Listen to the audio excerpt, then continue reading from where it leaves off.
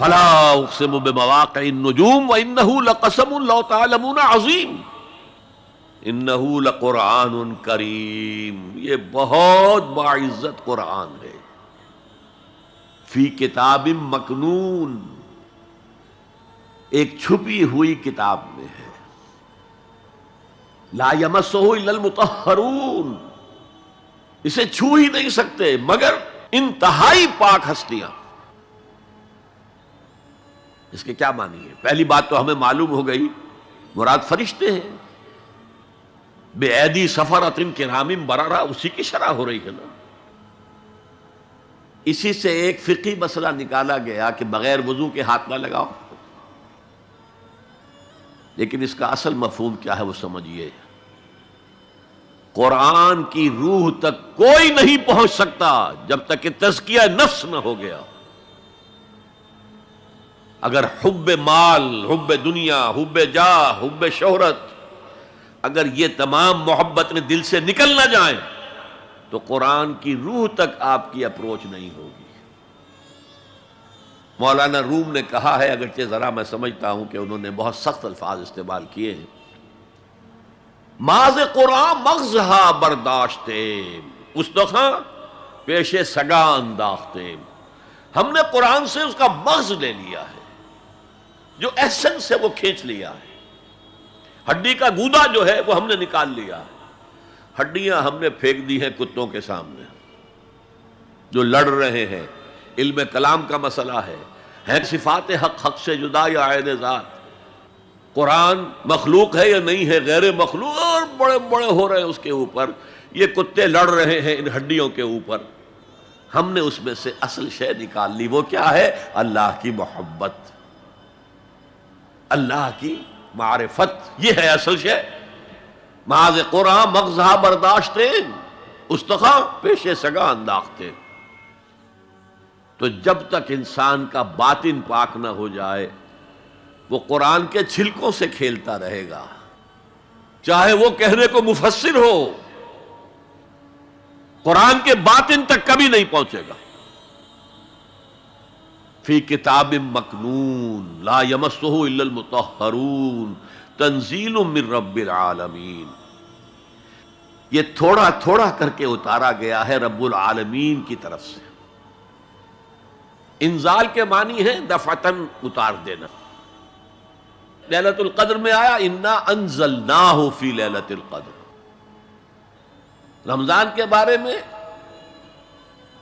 شہر رمضان الذی انزل فیہ القرآن، باب افعال، لیکن حضور پر ایک دم نہیں اترا، تھوڑا تھوڑا تھوڑا تھوڑا 23 برس میں جا کر اس کی تکمیل ہوئی۔ اب دیکھیے جو شکوہ کیا اللہ نے، کیا اس جیسی نعمت سے تم مداہنت کر رہے ہو، بے اعتنائی کر رہے ہو، اسے پڑھتے نہیں ہو، اسے سمجھتے نہیں ہو، اس پر عمل نہیں کرتے، اسے اپنا امام نہیں بناتے؟ تمہارا طرز عمل یہ ہے، بلکہ تم نے اپنا نصیب یہ بنا لیا ہے کہ تم اسے جھٹلا رہے ہو۔ غور کیجئے، جھٹلانا جو ہے دو طرح کا ہے، ایک ہے زبان سے کہنا کہ یہ نہیں ہے، کوئی اللہ کا کلام نہیں ہے، یہ قرآن وغیرہ جھوٹ سب اساطیر الاولین ہیں، یہ محمد نے گھڑ لیا ہے وغیرہ وغیرہ، جھٹلانا ہو گیا۔ ایک جھٹلانا ہے عمل سے جھٹلانا، مان تو لیا اللہ کا کلام ہے لیکن اس کی حرام کردہ شے کو اپنے لیے حلال کیا ہوا۔ حدیث نبوی ہے ما آمن بالقرآن من استحل محارمہ، اس شخص کا قرآن پر کوئی ایمان نہیں ہے جو اس کی حرام کردہ چیز کو اپنے لیے حلال ٹھہرا لے۔ اس اعتبار سے غور کیجئے، اور اس کی مثال بھی دی ہوئی ہے سورہ جمعہ میں، مثل الذین حملوا التوراۃ ثم لم يحملوها كمثل الحمار يحمل اسفارا بئس مثل القوم الذین کذبوا بآیات اللہ واللہ لا يهدی القوم الظالمین۔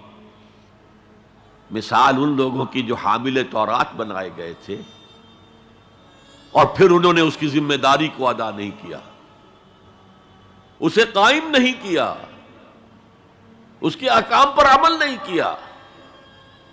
جیسے فرمایا ہے سورہ اعراف میں قل یا اہل الکتاب، کہہ دیجئے اے نبی صلی اللہ علیہ وسلم، اے کتاب والو، لستم علی شیء حتی تقیموا التوراۃ والانجیل وما انزل الیکم من ربکم، تمہاری کوئی حیثیت ہماری نگاہ میں نہیں ہے، تمہارا منہ نہیں ہے کہ ہم سے دعا کرو جب تک کہ تم تورات اور انجیل کو اور جو کچھ نازل کیا گیا تمہاری طرف اسے قائم نہیں کرتے۔